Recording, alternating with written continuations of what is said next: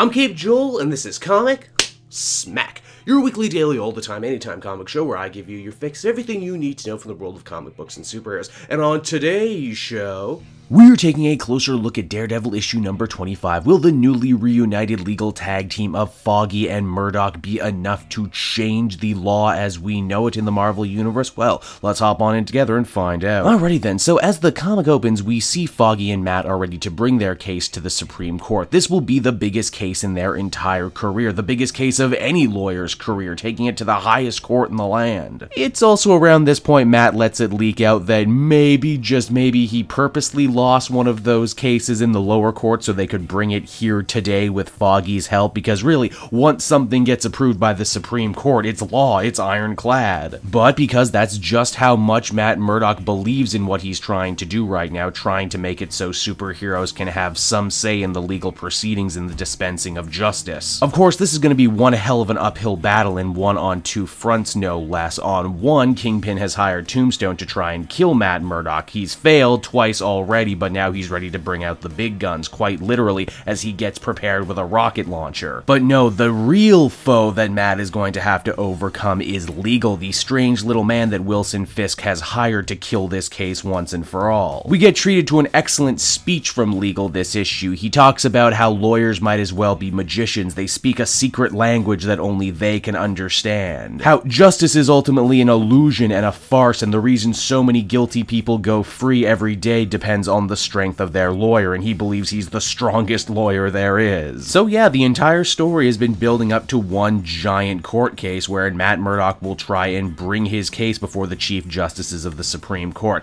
How can they make this interesting in a comic? Well, Charles Soule and his art team do something rather interesting and stylistic. You see, while all the ultra-dry Lego mumbo-jumbo gets spouted back and forth, what we get treated to is a super over-the-top lawyer fight, like kung fu fight. And because all the people in this comic are based on the real actual Supreme Court justices, we actually get to see people like Ruth Bader Ginsburg doing frickin' crane kicks. It's awesome. The justices argue that despite all the good work the superhero community does, at the end of the day they're still ultimately vigilantes, and the government and the legal system can't be seen to encourage their behavior for good or ill. Matt fires back by saying that all he really wants is for the superhero community to be giving the same protection that anonymous witnesses be given. Legal fires back with a lot of well-tuned points about how can you provide confidentiality for people who are taking part in crimes themselves in order to stop crime, but none of that ultimately really matters because this issue is structured like a really good episode of Law & Order, and the only thing that really matters is the ruling at the end, and hey, Matt and Foggy totally win. On the news, they talk about how this is a huge breakthrough for the American legal system and the country as a whole, and there's no telling how this new law will be implemented. I think that's kind of Charles Soule saying there's no telling how other writers will run with this if they do. As you might have guessed, Wilson Fisk, the Kingpin, is royally pissed about this. He's going to have to work overtime now to protect his illegal dealings from the new laws. He's also double pissed at Tombstone, who refused to take the shot at Matt Murdock. Yeah, believe it or not, old Lonnie Lincoln is actually smarter than anyone gives him credit for. He saw the writing on the wall and opted not to be Fisk's errand boy. It seems that now him and Wesley are going to have to get to work on Plan C. What's Plan C? Oh, run for mayor, of course. Want to see more of that? Check back for Daredevil Legacy. And hey, while we're on the subject of Daredevil and Legacy, Matt Murdock is so happy about what transpired at the Supreme Court that he figures it's time for a little change in his life. It's time to go back to an old friend. Yep, that's right, the red suit. And as the comic winds down, Matt Murdock says as Daredevil he might be able to save the world, but as Matt Murdock, as a lawyer, he can actually fix the world. So that was Daredevil number 25, everybody, and overall I thought it was one hell of an ending to one hell of a Daredevil arc. Charles Soule was able to inform this story and prop it up with a lot of his real-life legal knowledge. We get a return to a ton of classic Daredevil status quos that don't feel forced. We get the red suit again. We see the friendship of Matt Murdock and Foggy get repaired. Heck, even the Kingpin comes back into frame as the main antagonist. I would say the only real problem with this story has been the art in the last two issues. It took something that could have been great and just makes it pretty good. Overall, I'd give this one a 7.5, and I'm totally invested to see what Charles Soule has in store next for Daredevil. So there's the book, everyone. I hope you liked it, and as always, why not check out some of the other work I've done on my channel. Then you can follow me on social media at Cape Joel, and if you're looking for an awesome deal on comic book trades, please use my book depository link down in the description. You'll be helping me out, and you'll be helping yourself out. So until next time, everybody, this has been Cape Joel. Thank you so much for watching.